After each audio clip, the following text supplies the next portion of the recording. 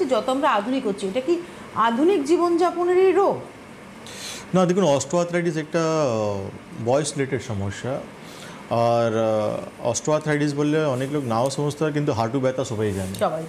যে একটা বয়সের পর সবাই কম বেশি পাড়াতে সবাইকে দেখবেন যে হাঁটু নিয়ে খুব কষ্ট পাচ্ছে। কেউ পায়ে মানে বেল্ট লাগিয়ে ঘুরছে, কেউ লাঠি নিয়ে ঘুরছে, কেউ হাঁটু ধরে হাঁটছে, পাড়াতে কম বেশি সবাই দেখতে পারবে। তো এটা একটা বয়স রিলেটেড সমস্যা রয়েছে। কেন কি যখন আপনি একটা জয়েন্টসকে রিপিটেডলি যখন 50-60 বছর ইউজ করে নেবে, সেখানে একটা ডিজেনারেশন চেঞ্জেস আসবেই। সেকেন্ড হচ্ছে আপনার শরীরে ওয়েট প্রচুর রয়েছে, ওবেসিটি রয়েছে আপনার, তখন কিন্তু আপনাকে একটা অস্টিওআর্থ্রাইটিস হওয়ার চান্সেস থাকে।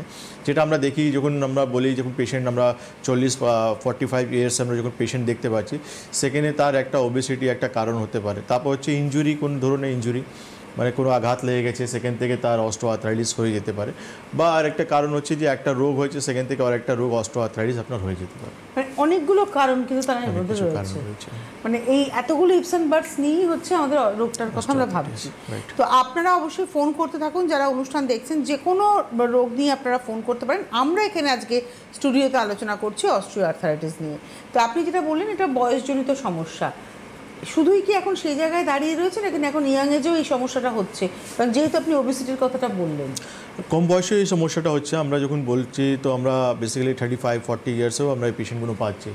কিন্তু এই যখন 35-40 ইয়ার্সে এই সমস্যাগুলো হয়, তখন এই পেশেন্টটাই কিন্তু আলটিমেটলি 50 বছরে গিয়ে তখন তার এমন কন্ডিশন হয়ে যায় যেখানে কিন্তু সে একটাই অপশন পায়, সেটা হচ্ছে নি রিপ্লেসমেন্ট।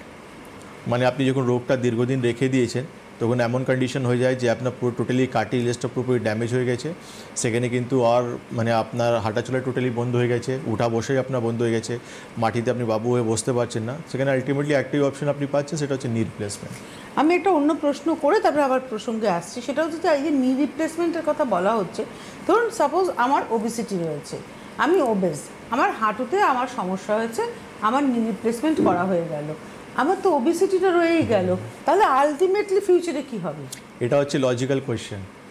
একটা মানুষকে এটাই তো চিন্তা করতে হবে যে আমি ওবেস পেশেন্ট রয়েছি, আমি আমার শরীরে ওয়েট প্রচুর রয়েছে, এই জয়েন্টসগুলো হচ্ছে ওয়েট বিয়ারিং জয়েন্টস। তো আলটিমেটলি মানে যে হার্ট আমার রয়েছে, সেটা আমি পাল্টিয়ে যখনই কোনো একটা ফরেন বডি আমার বডিতে লাগাচ্ছি, তার উপরেও তোমার ওবেসিটি চাপ, এক্স্যাক্টলি সেই প্রেশারটাও আলটিমেটলি আসবে। আমি যখন পায়ের দাঁড়িয়ে যখনই হাঁটতে যাব বা কোনো কাজ করতে যাবো, পুরো প্রেশারটা তার উপর আসবে। তো সে কতদিন চলবে? এটা তো খুবই লজিক্যাল আপনি কোয়েশ্চেন করলেন। প্লাস যেমন একটা আমরা পেশেন্ট দেখি যে রুমেটা আর্থ্রাইটিস পেশেন্ট, তার অস্টিওআর্থ্রাইটিস হয়ে গেছে, সে নি রিপ্লেসমেন্ট করিয়ে নিল। রোগ তো রয়েছে, যে ওই রুমেটা আর্থ্রাইটিসটাই কিন্তু অস্টিওআর্থ্রাইটিসটা নিয়েছিল, ওই রোগটা তো রয়ে গেছে। হ্যাঁ, আপনি রিপ্লেসমেন্টটা করেছেন, কিছুদিন আপনি সুস্থ থাকবেন, কিন্তু আবার সমস্যা তো আপনার আসবে। তো এই জন্য এই যে কিছু লজিক্যাল কোয়েশ্চেন আমাদেরকে সবসময় কিন্তু ডক্টরের সঙ্গে ক্রস কোয়েশ্চেন করে নেওয়া উচিত, যে আমি অপারেশন করে আমি কতদিনটা নিজেকে সুস্থ রাখতে পারবো। এটা হচ্ছে সবথেকে বড় জিনিস। বা আমি ব্যথা ওষুধ খেয়ে আমি নিজেকে কতদিন ভালো রাখতে পারবো। বা আমি আজকে যে ফার্স্ট স্টেজে আপনার কাছে এসেছি, যে এখান থেকে আমি ঠিক হয়ে যাব, না আমার স্টেজেস আর বাড়বে। এখানে আমি প্রশ্ন করবো যে অস্টিওআর্থ্রাইটিসের স্টেজেস কতগুলো আছে, তার আগেও প্রশ্ন হচ্ছে সিমটমস কী? দেখুন, অস্টিওআর্থ্রাইটিসের আমরা সিমটমস যেটা দেখতে পাই, সেটা হচ্ছে পেইন সবথেকে প্রথম জিনিস। আমরা নি পেইন দেখি, পেইনের সঙ্গে আমরা সোয়েলিং দেখি, মানে হাঁটু ফুলে গেছে আমাদের। সঙ্গে আমরা দেখি টেম্পারেচার, মানে হাত লাগালে আমরা দেখি সেখানে একটু গরম ভাব রয়েছে।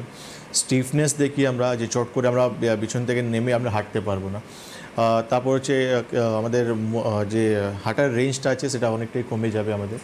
প্লাস একটা ক্রিপিটেশন সাউন্ড বলা হয়, মানে যখনই হাঁটবেন আপনি খট খট হাঁটুতে আওয়াজ হচ্ছে। তো এই সব লক্ষণ মিলিয়ে আপনি জানতে পারবেন। সঙ্গে একটা বয়স, একটা ফ্যাক্টর রয়েছে, বয়স যখন আপনি মিলাবেন, তো আপনি বলতে পারেন হ্যাঁ, পেশেন্টটা অস্টিওআর্থ্রাইটিস থেকে আক্রান্ত রয়েছে। পুরোপুরি কনফার্মেশন জন্য আপনি একটা এক্সরে রিপোর্ট করুন। এক্সরে রিপোর্টে পুরোই ক্লিয়ারলি বলে দেবে যে হ্যাঁ, পেশেন্ট ইজ ডিজেনারেটিভ চেঞ্জেস হয়ে গেছে, মানে অস্টিওআর্থ্রাইটিস সেখানে হয়ে গেছে। এবার রয়েছে আপনার স্টেজেসের ব্যাপার। 4টে স্টেজ রয়েছে অস্টিওআর্থ্রাইটিসে। ফার্স্ট সেকেন্ড স্টেজে ততটা আমরা দেখি না যে পেশেন্ট খুব বেশি সমস্যায় আক্রান্ত, সে নিজেকে মানে জোর জবরদস্তি করে নিজে কাজগুলো করতে পারে। কিন্তু এইটাই যখন থার্ড অ্যান্ড ফোর্থ স্টেজ দিকে চলে যায়, তখন দেখা যায় যে অনেকটাই কার্টিলেজগুলো ড্যামেজ হয়ে গেছে। কার্টিলেজ আলটিমেটলি আমাদের একটা কভারিং থাকে, যেটা কিন্তু আমাদের হাঁটুকে খুব বেশি ঘর্ষণ থেকে বাঁচায়। লুব্রিকেশন না, লুব্রিকেশন আলাদা, যেটা হচ্ছে সাইনোভিয়াল ফ্লুইড। আচ্ছা, সে ফ্লুইডের রয়েছে, তার মধ্যেও কিন্তু একটা তার উপরে আমাদের যে হার্ট রয়েছে তার উপরে আমাদের কার্টিলেজ থাকে, একটা লেয়ার থাকে আমাদের। তো আলটিমেটলি যখন ফ্লুইডগুলো শুকিয়ে যায়, হাঁটুগুলো যখন ঘর্ষণ হয়, সে কার্টিলেজ কিন্তু আমাদেরকে বাঁচায়। এবার ফার্স্ট সেকেন্ড স্টেজ পর্যন্ত ঠিক আছে, যখন থার্ড ফোর্থ স্টেজে যায় কার্টিলেজটা অনেকটাই ড্যামেজ হয়ে যায়, তখন কিন্তু পেশেন্ট ব্যথা যন্ত্রণা সহ্য করতে পারে না বা হাঁটু ভাঁজ করে বসতে পারে না। এটা হচ্ছে থার্ড অ্যান্ড ফোর্থ স্টেজ। ওকে, তো এই যে আপনি বলছেন পেন, ফার্স্টে যখন আমার পেন হচ্ছে তখন যদি আমরা সতর্ক হই তাহলে কি আমরা ওই কার্টিলেজকে বাঁচাতে পারবো? অবশ্যই, কেন বাঁচাতে পারবেন না আপনি। এবং আরেকটা প্রশ্ন হচ্ছে এই যে লুব্রিকেশন যেটা আমার শুকিয়ে যাচ্ছে সেটাকে কি আমরা ফিরিয়ে আনতে পারবো?